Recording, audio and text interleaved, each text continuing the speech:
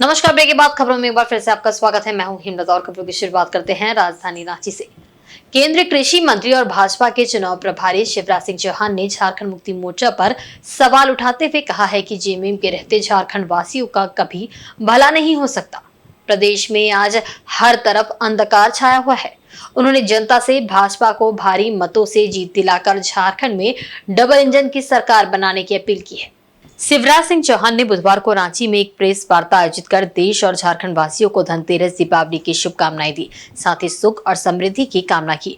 केंद्रीय मंत्री ने कहा कि देश के प्रधानमंत्री नरेंद्र मोदी 4 नवंबर को चाईबासा और गढ़वा में आएंगे।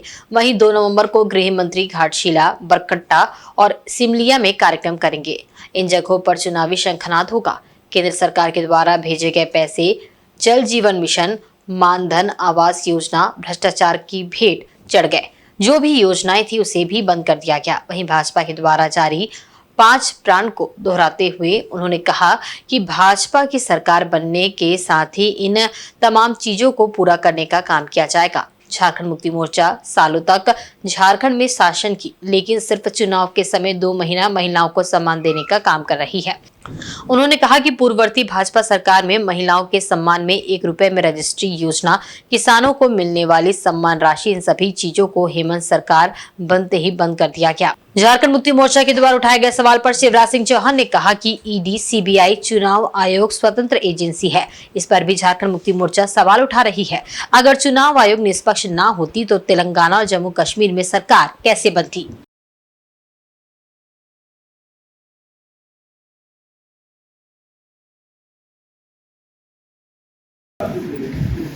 और आपके माध्यम से सभी झारखंड वासियों को दीपावली की हार्दिक शुभकामनाएं। धनतेरस से दीपावली का महापर्व प्रारंभ होता है। आज छोटी दिवाली कहते हैं और कल दीपावली है। मैं लक्ष्मी मैया से प्रार्थना करता हूं, सुख समृद्धि और रिद्धि सिद्धि झारखंड की जनता की जिंदगी में आए। सभी झारखंड वासी और देशवासी सुखी रहें, सबका मंगल हो, सबका कल्याण हो, सब निरोग रहें। लेकिन जेएमएम और कांग्रेस की सरकार के रहते हुए झारखंड वासी सुखी नहीं रह सकते। झारखंड में आज घोर अंधकार है। झारखंड में कुशासन का अंधकार है। झारखंड में भ्रष्टाचार का अंधकार है। झारखंड में विकास ठप पड़ा हुआ है। झारखंड में कानून और व्यवस्था पर अंधकार छाया हुआ है। 7,400 से ज्यादा बलात्कार, दुष्कर्म की घटनाएं, 8,000 से ज्यादा हत्याएं, अपहरण, डकैतियां, लूट, ये अंधेरा बन के छाई हुई है। झारखंड की मां, बहन और बेटी अंधकार में है। झारखंड में रोटी और माटी संकट में, अंधेरे में है। पैसा भ्रष्टाचार की बलि चढ़ गया। पीएम जनमन के आवास भी भ्रष्टाचार की बलि चढ़ गए। मनरेगा में व्यापक भ्रष्टाचार हुआ। तो जो काम दिए भी गए वो यहां जनता तक पहुंचे नहीं, जमीन पर उतरे नहीं। इसलिए यहां एनडीए की सरकार की जरूरत है। भारतीय जनता पार्टी का संकल्प है विकास। 2014 से 19 बीजेपी की सरकार में जो विकास हुआ, आज लोग कहते हैं रघुवर जी के मुख्यमंत्रित्व काल में। और आगे हमारे पंच प्रण हैं। आज दीपावली के दिन, मैं छोटी दीपावली के दिन दोहरा रहा हूं, झारखंड की रोटी बेटी माटी हम बचाएंगे। विदेशी घुसपैठिए, मैं विदेशी घुसपैठियों की बात कर रहा हूं। भारत में रहने वाला हर नागरिक हमारा भाई है। भारत हर भारतीय, वो किसी जाति धर्म का हो, लेकिन विदेशी घुसपैठिए चुन चुनकर बाहर निकाले जाएंगे। झारखंड के नौजवानों को रोजगार का प्रकाश मिले, इसलिए पहली कैबिनेट में ही 2,87,000। पश्चिमी सिंहभूम जिले के चाईबासा में असम के सीएम हिमंत विश्व शर्मा के आगमन के बाद भाजपा के बागी नेताओं में अचानक से नरमी देखने को मिल रही है। हिमंत चाईबासा में भाजपा के डैमेज कंट्रोल में काफी हद तक सफल हो गए हैं। भाजपा के कई नेताओं ने विधानसभा चुनाव से अपना नामांकन वापस ले लिया है। नामांकन वापस लेने वालों में मनोहरपुर विधानसभा क्षेत्र से भाजपा के पूर्व विधायक गुरुचरण नायक और जगन्नाथपुर से भाजपा नेता मंगल सिंह बलवा शामिल है। वहीं चाईबासा में भी भाजपा के एक नेता ने अपना नाम वापस ले लिया है। चुनाव सह प्रभारी और असम के सीएम हिमंत विश्व शर्मा ने कहा कि भाजपा पश्चिमी सिंहभूम जिले में पूरी तरह से मजबूत है और जो भी नेता पार्टी से नाराज होकर चुनाव लड़ने की घोषणा कर रहे हैं और नामांकन कर चुके थे, उनको मनाने में भाजपा सफल रही है। सभी ने अपना नामांकन वापस ले लिया है। अब भाजपा और एनडीए के घटक दल के प्रत्याशी मिलकर मजबूती के साथ पश्चिमी सिंहभूम जिले के 5 विधानसभा सीट पर चुनाव लड़ेंगे। हिमंत ने कहा कि भले ही 2019 के चुनाव में चाईबासा में भाजपा 0 थी, लेकिन इस बार के चुनाव में सचिन तेंदुलकर की तरह भाजपा छक्का लगाएगी। उन्हें पूरा विश्वास है कि इस बार चाईबासा की सभी 5 सीटों पर एनडीए के विधायकों का परचम लहराएगा। एनडीए के सभी प्रत्याशी जीतेंगे और राज्य में एनडीए की सरकार गठन में पश्चिमी सिंहभूम जिले के 5 विधानसभा सीट का अहम रोल होगा। इधर मनोहरपुर के पूर्व विधायक गुरुचरण नायक ने कहा कि भाजपा एक बड़ी राष्ट्रीय पार्टी है और पार्टी व संगठन को जीत दिलाना ही उनका एकमात्र लक्ष्य है। लगेगा मेरा उठना असम के माननीय मुख्यमंत्री हिमंत विश्व और आते आते कोई सारे अच्छा खबर भी मिले। मंगल गिलुआ जी भी नामांकन विड्रॉ कर रहा है और मजगांव में भी विड्रॉ हो रहा है। तो लगभग हमारा जो पार्टी बा हमारा टीम है बहुत ही स्ट्रांग पोजीशन में है। हमारा जयपाल भाई भी नामांकन विड्रॉ कर रहा है, वहाँ मंगल गिलुआ विड्रॉ कर रहा है, यहाँ जयपाल जी विड्रॉ कर रहा है और हमारे मनोहरपुर में खड़ा है गुरुचरण जी भी विड्रॉ करने का पूरा संभावना है। मतलब तीनों प्रत्याशी विड्रॉ करेगा और हम अच्छा से फाइट करेगा। इस बार चाईबासा का सारा सीट जीतने का हम लोग प्रयास करेंगे। झारखंड के सीएम हेमंत सोरेन सबसे पहले अपने घर के सभी सदस्यों को आदिवासी का दर्जा देने का कार्य करें, उसके बाद असम की जनता की चिंता करने की सोचे।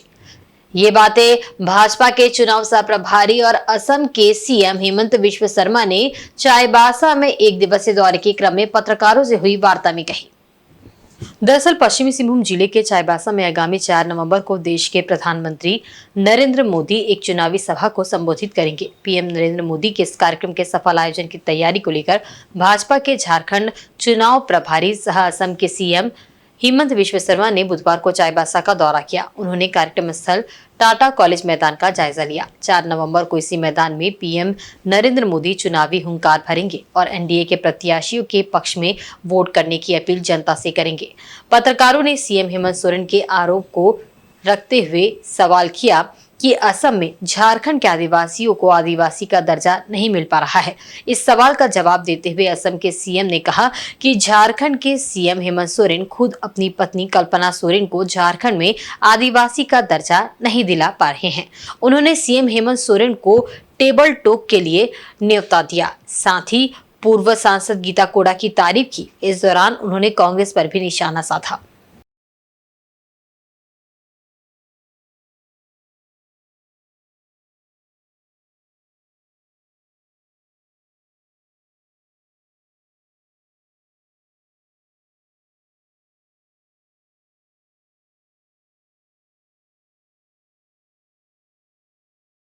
मुख्यमंत्री जी को मैं 3 पिस्ता का रिप्लाई दे चुका हूँ। पहला बताइए, कल्पना सोरेन जी को आदिवासी का मर्यादा क्यों नहीं मिल रहा है? पहले तो वो बात का सरसा हो जाए। इसीलिए मैं मुख्यमंत्री जी को पत्र लिखा हूँ कि आइए हम लोग एक साथ मिल के जियोग्राफिक रेस्ट्रिक्शन जो होता है, भौगोलिक सीमाबद्धता जो होता है, उनको विड्रॉ करने का कोशिश करता हूँ। अब आप देखिए, कल्पना सोरेन जैसा माता का भी यहाँ में आदिवासी का क्या सर्टिफिकेट नहीं है। अगर मैं पूछूं हेमंत सोरेन जी को, भाई कम से कम आपका घर में तो सबको आदिवासी का प्रमाण पत्र दीजिए, वो भी तो नहीं हो रहा है। तो इसीलिए हेमंत सोरेन जी को मैं पत्र लिखा हूँ कि आइए सारे आदिवासी नेता हम लोग मिल के उड़ीसा का ट्राइबल भी झारखंड में ट्राइबल हो जाए, झारखंड का ट्राइबल भी उड़ीसा में ट्राइबल हो जाए, उन दिशा में हम लोग काम करें सब मिल। जमशेदपुर पश्चिम विधानसभा क्षेत्र के एनडीए से जदयू के प्रत्याशी सरयू राय के पक्ष में एनडीए गठबंधन की बैठक बिष्टुपुर स्थित मिलानी हॉल में आयोजित हुई। इसमें एनडीए गठबंधन के तमाम दलों के नेतागण व कार्यकर्ता उपस्थित थे। इस दौरान सभी ने मिलकर एनडीए प्रत्याशी सरयू राय को जीत दिलवाने का संकल्प लिया। इस संबंध में सरयू राय ने कहा कि वर्ष 2019 में जिस अवस्था में मानगो क्षेत्र था, आज भी उसी स्थिति में ही है। पेयजल से लेकर तमाम बस्तियों में सड़क बेहाल है। पेयजल आपूर्ति हेतु उन्होंने उस वक्त जो व्यवस्थाएं की थी वो आज मरम्मत के अभाव में बेहाल है। विगत 5 वर्षों में नए नए आपराधिक गैंग तैयार हो गए हैं, जिनको राजनेताओं का संरक्षण भी प्राप्त हो रहा है और वहां वर्चस्व की लड़ाई की स्थिति उत्पन्न हो रही है। इससे क्षेत्र की जनता भी भयभीत है। इस स्थिति को दूर करना उनका पहला लक्ष्य है। उन्होंने कहा कि मानगो में बन रहे फ्लाईओवर में भी डिजाइन एवं टेंडर घोटाला किया गया है और विधायक बनने पर इसमें बदलाव कर, इसके डिजाइन में बदलाव कर जनता के हित के लायक वे बनाएंगे। डिमना में बने नए एमजीएम अस्पताल का आनन फानन में चुनाव से पूर्व उद्घाटन किया गया है, जबकि वहां जलापूर्ति की व्यवस्था तक नहीं है। ऐसे तमाम कार्यों को जीत के बाद जनता के हित के लिए वे पूर्ण करेंगे।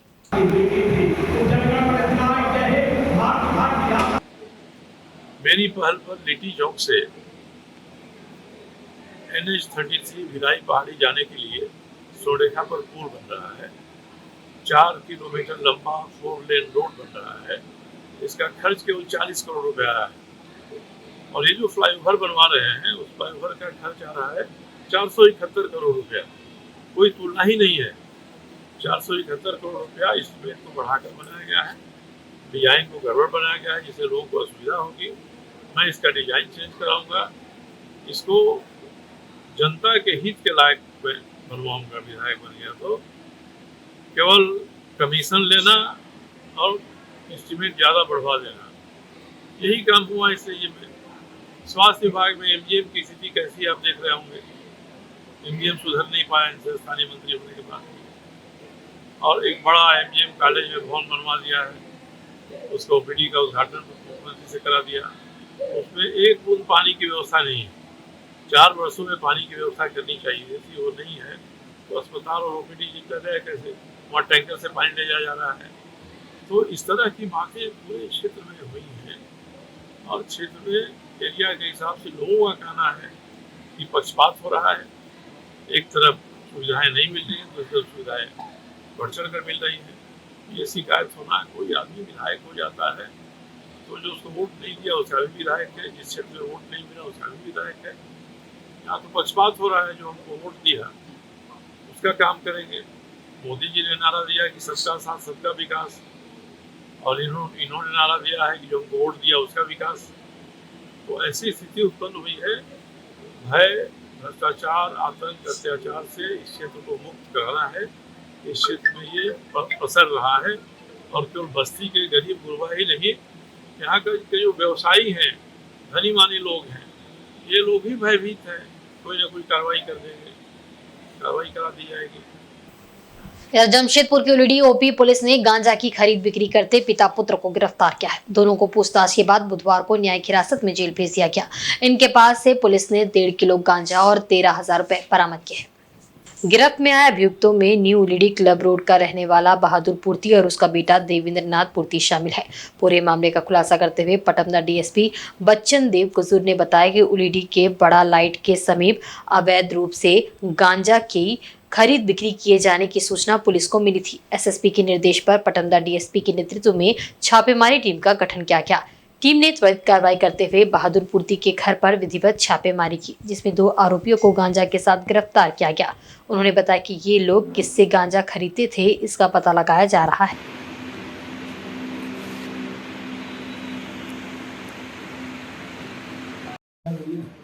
ये विधानसभा चुनाव किस पूरी तरीके से संपन्न हो, इसके लिए हम लोग के द्वारा लगातार क्षेत्र में शांति व्यवस्था बनाए रखने के लिए छापामारी की जा रही है। इसी क्रम में वरीय पुलिस अधीक्षक जमशेदपुर महोदय के द्वारा एक छापामारी दल का गठन किया गया था कि कोई भी थाना क्षेत्र में अगर अवैध कार्य हो रहा है तो उस पर विशेष निगरानी रखते हुए उसकी छापामारी की जाए।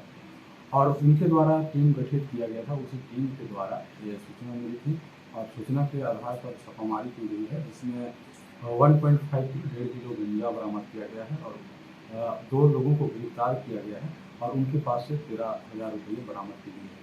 गिरफ्तार व्यक्ति में एक बहादुर पूर्ति जो 50 वर्ष उम्र का व्यक्ति है और एक देवेंद्र पूर्ति जो उसका ही पुत्र है। दोनों के द्वारा गांजा का तस्करी खरीद बिक्री का कार्य किया जा रहा है। इधर रांची विधानसभा सीट से निर्दलीय उम्मीदवार के रूप में नामांकन करने वाले मुंचुन राय ने काफी मान मनोबल के बाद बुधवार को अपना नाम वापस ले लिया। जिला स्कूल में मीडिया से बात करते हुए उन्होंने नाम वापसी की घोषणा की। उन्होंने कहा कि वे अपनी बातों और सिद्धांतों पर आज भी कायम हैं, लेकिन समाज के लोगों और बीजेपी के वरिष्ठ नेताओं द्वारा बार बार नाम वापस लेने का आग्रह करने के बाद मैंने नामांकन वापस लेने का निर्णय लिया है। मुंचुन राय ने बताया कि बीजेपी के वरिष्ठ नेता शिवराज सिंह चौहान, कर्मवीर सिंह, संजय सेठ और सीपी सिंह ने उनसे बात की और पार्टी में उचित स्थान देने की बात कही, लेकिन मुझे पद नहीं चाहिए। पार्टी ने जो आश्वासन दिया है उसका मैं सम्मान करूंगा। कहा कि हालांकि मैं अभी तय नहीं कर पाया हूं कि मैं चुनाव प्रचार में भाग लूंगा या नहीं। भारी मन से अपना नामांकन वापस ले रहा हूं। तो हमारे घर पहले भी संजय सेठ जी आए थे और सीपी सिंह जी आए थे, लेकिन मेरा इरादा काफ़ी अटल था। मतलब हम लोग सोच रहे थे कि हम लोग चुनाव लड़ेंगे और मजबूती के साथ लड़ेंगे, लेकिन नामांकन के बाद हमने सोचा कि यह बातें खत्म हो जाएंगी और हम चुनाव की तैयारी में लगेंगे। लेकिन लगातार घरों में आ करके बार बार हम अपना चुनाव तैयारी करें कि लोगों का आग्रह को सुने। अब हम इतने भी निष्ठुर तो नहीं हैं कि कोई अगर सामने से आके गलती मान रहा है या संगठन के बड़े बड़े लोग बोल रहे हैं कि नहीं ठीक है, अब जो पार्टी ने निर्णय ले लिया है इस बार साथ दीजिए, जो कमियां हैं उसको ठीक की जाएंगी। जमशेदपुर में दीपावली के मद्देनजर बाजार सजे हुए हैं। बाजार में ग्राहकों की भीड़ भी काफी दिख रही है।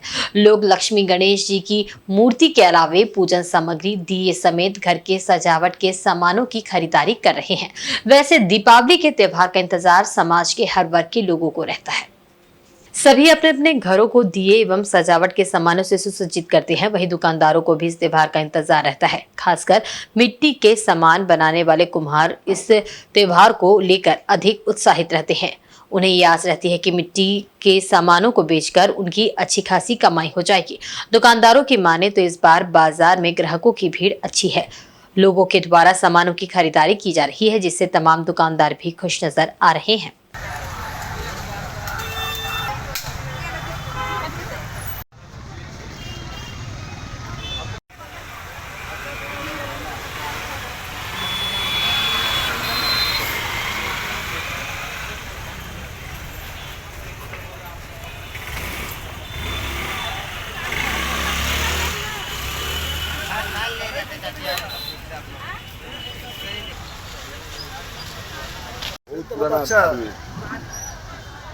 अच्छा सेल है। मूर्ति भी बहुत अच्छा सुंदर आया हुआ कलकत्ता से। कोई 150 का, कोई 200 का, 250, 300, 1000 भी लेता आता है। जो बड़ा मूर्ति होता है 1000 रुपये तक भी आता है। यहाँ पर ये सब चलते है ना। दुकानदारी बहुत अच्छे हैं। बाजार में रस अच्छा था कल शाम को। आज भी आशा करते हैं शाम को अच्छा रहे। दिवाली में सब खास बिकता है, जो बिक्री का आइटम है वही बिकता है। खीर पटाखा हो गया, सजावट का आइटम हो गया, इसके अलावा पूजा सामग्री रहता है। मेरे हिसाब से हर आदमी को अपने घर में कम से कम दिया जलाना चाहिए। तेल डालकर उसमें चाइना लाइट का थोड़ा सा बहिष्कार करना चाहिए। हमारा देश के लिए दिया ही हमारे लिए उत्तम है। मेरा नाम मोहन पंडित है। हम 15 साल से धंधा कर रहे हैं और मूर्ति का सेल बहुत अच्छा है ना। और सब कलकत्ता से माल लाते हैं। बस ये और क्या। कितने से कितने का मूर्ति है आपके पास? 40 रुपये से लेके 250, 300, 400, 500 तक का मूर्ति है हमारे पास। जमशेदपुर के एमजीएम अस्पताल में दीपावली के अवसर पर ह्यूमन वेलफेयर ट्रस्ट ने मरीजों और उनके परिजनों के बीच नाश्ते और मिठाई का वितरण किया। ट्रस्ट के अभिभावक मोहम्मद अली और डॉक्टर जरीना खान ने अपने हाथों से सभी को खाद्य सामग्री बांटी। इस अवसर पर मोहम्मद अली ने कहा कि वे अबू धाबी में रहकर सोशल मीडिया और अखबार के जरिए ह्यूमन वेलफेयर ट्रस्ट के द्वारा किए जा रहे सामाजिक कार्य को देखते और पढ़ते रहते थे। उनकी ख्वाहिश थी कि वो भी एक दिन इस कार्यक्रम का हिस्सा बने। अब उन्हें इस कार्यक्रम में शामिल होकर बहुत खुशी महसूस हो रही है। उन्होंने कहा कि वे इस कमेटी के साथ मिलकर इसका एक हिस्सा बनकर ऐसे सामाजिक कार्य आगे भी करना चाहते हैं, क्योंकि मानव सेवा ही सबसे बड़ी सेवा है। इस कार्यक्रम को सफल बनाने में ह्यूमन वेलफेयर ट्रस्ट के सभी सदस्य का अहम योगदान रहा।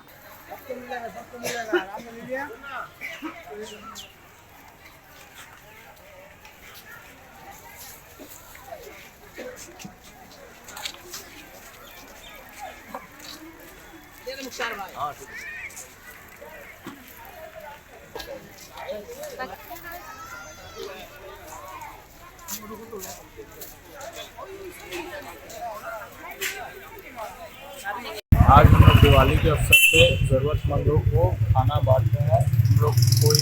हम लोग इसको बड़े पैमाने में करना चाहते हैं। आज हम लोग इसकी शुरुआत की है और हम लोग चाहते हैं इसको आगे भी आने वाले महीनों में भी हम लोग हफ्तों में भी ये काम करते रहेंगे।